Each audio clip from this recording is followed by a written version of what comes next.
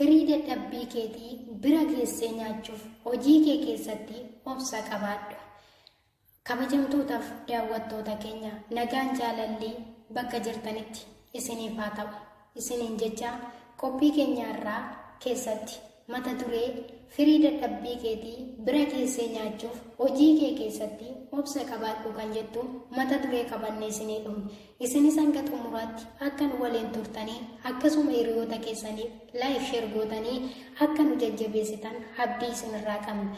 Akkasuma namoonni laayikii, sheerii, sabskiraayib gootanii nu jajjabeessaa jirtan galanni keenya guddaadha. Baay'ee galatoomaa isiniin jenna. Namoonni kunis gara maatii keenyatti dabalamaa waliin taanee aartii keenya haa guddifnu isiniin jenna.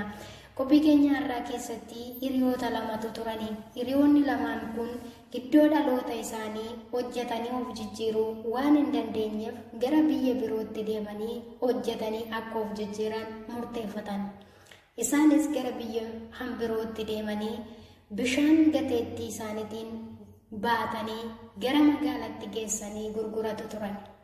Hiriyaan inni tokko kan akkas jedhu sammuu isaa keessatti yaade, maaliifiin qooda lagaa bishaan kana gateettii keenyan baannee gara magaalaatti geessinee gurgurannu, magaalaa keessa yoo bishaan kana keenyee achi uummataaf rabsine kan jedhu sammuu isaa keessatti yaade. Isa sammuu isaa keessatti yaadeen hiriyaa isaatiif akkas jedheenii qoodeef. Isuma sammuu isaa keessatti yaades maaliifiin uummata keenyaaf bishaan kana achitti galchinee hin kenninee fi qooda asii gateettii keenyan dadhabnee achitti geessinu ittiin jedhe.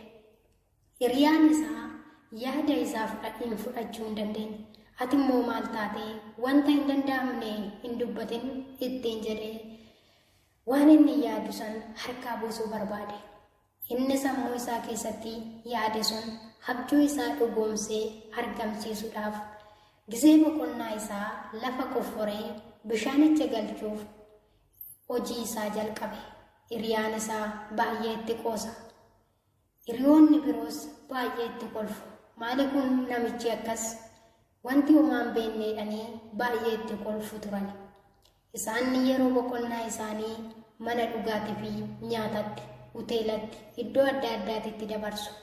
Inni garuu yeroo boqonnaa isaa yeroo hundumayyuu lafa qofforee bishaanicha galchuutti humna yeroo isaa itti dabarsa.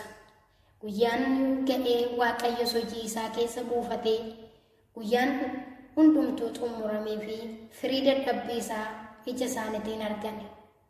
Warri kaleessaa isa tuffatanii, warri kaleessaa maali kun hin goyyoomee ittiin jedhaa turanis utoo kaleessa si wajjiniin galchinee, si wajjiniin hojjennee raannee dhugumayyuu ati ammana hin geecha hin seenee ittiin jedhanii isa kaleessa tuffatan sana jajuu jalqaban. Egaa hiriyoota keenya qophii kanarraa waa hedduu akka barannuu fi waa hedduu akka hubannu shakkii hin qabnu. Kanaafuu namoonni yeroo nuti waan tokko hojjennu dhuguma hojjetee milkaa'ee argama yookas immoo dhuguma hojjettee milkooftee argamti kan namaan jedhamtu heddummata. Kanaafuu nutis firii dadhabbii keenya bira keenya argachuuf harkaan qabnees nyaachuuf obsa nu barbaachisa. Wantoota hojjennu keessattis obsuu, jechaa fi jecha namaaf gurra ibsuu hin kennuu dhiisuu. Yoo namaaf gurra kennan iddoodhuma kaleetti argamu waan ta'eef. Kanaaf hojii keenya keessatti obsa qabaannee yoo hojjenne iddoo guddaa keenya. Kabajamtootaaf hordoftoota keenya qophii irraa asumaan xumurra. Qophii biroon hanga walitti deebinutti turtii gaarii.